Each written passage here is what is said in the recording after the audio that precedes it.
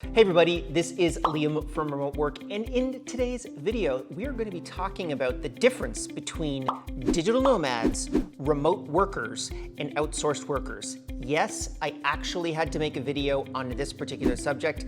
I apologize if you know what you're talking about. Okay, so I've gotten this request a couple times actually from people not really understanding the difference between digital nomads, remote workers, outsourced workers, and then actually we'll throw in an honorable mention, which is a terminology that they're trying to talk about now, which is location independent people or entrepreneurs. I don't really understand. Location independent movement, I think is what it's called. Anyways, we're not gonna talk about that one, but that's an honorable mention. Google that one, see what the heck you figure out. There seems to be a lot of different sort of bifurcations with regards to these three different terms, and they fundamentally all are doing the same thing, which is they are not working in a physical office. They are working somewhere else other than where the company is located, or that company does not necessarily have a location, like in our case.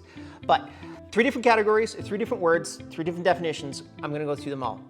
Number one, digital nomads. So a digital nomad is somebody that has no set address. So they travel the world, they work from their computers, so they could be a developer, a graphics designer, a marketing person, a support agent. It doesn't really matter what they are as long as they can do that work from their computer. And they usually do not have a set address, so they travel. And it's really problematic to be able to say how often they travel. So if you travel every 6 months, are you a digital nomad? If you travel every month, you're a digital nomad.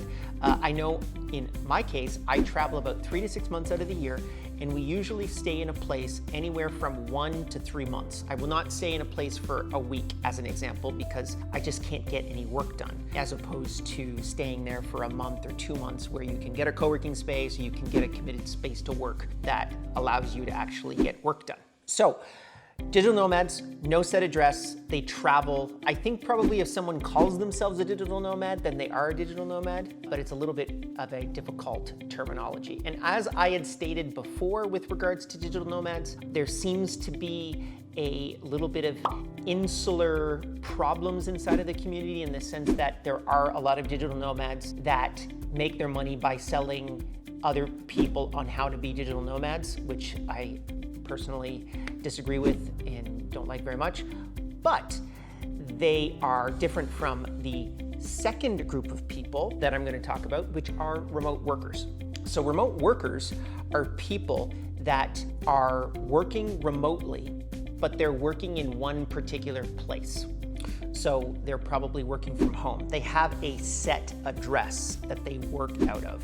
And that's an example, that's me as an example. 6 to 9 months out of the year, I'm here in this office. I make weird videos for people like you every single day. I answer emails, I have meetings virtually, all inside of this office every single day.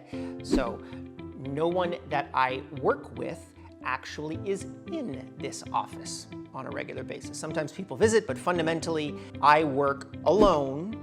But all of the other employees, the 100 remote employees that we have in 32 different countries all over the world, work in their homes or their co-working spaces or their committed offices, and we don't see each other face to face. So that's basically a remote worker. Now, the third category of worker is an outsourced worker. And for most people, that's probably the terminology that most people know about.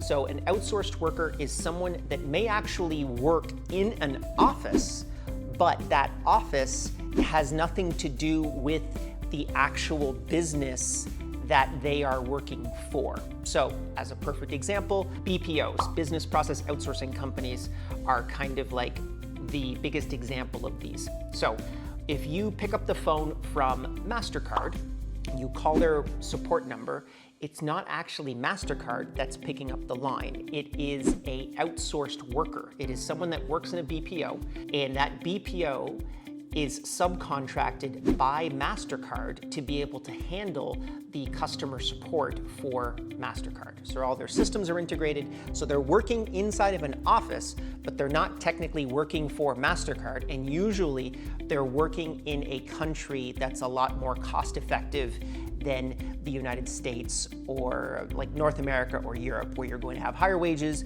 You're usually going to hire someone in Southeast Asia or India, where it is significantly cheaper to be able to get that same labor.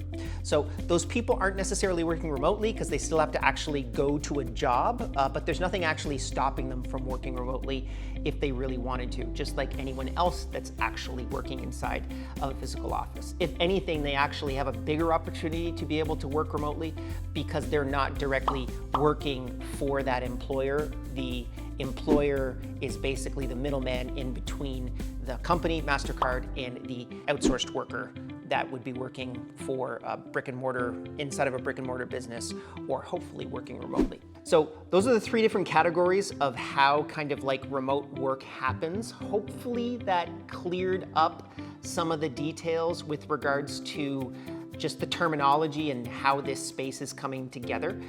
If you are at all interested in learning more about this particular subject, you want to check out Running Remote, which is the conference that we run. It's the largest conference on building and scaling remote teams. We do it down in Bali every single year. And if you'd like to win a free ticket to that conference, all you have to do is like this video, subscribe to this YouTube channel, and write anything down below. It can literally be, Liam, you are full of hate, and I think that you're a horrible person because you don't like digital nomads, or you spoke badly about them. You could put that down, you'd still win a ticket. It's totally up to you. So if you have any other questions, leave it down in the comments down below, and we will see you in the next video.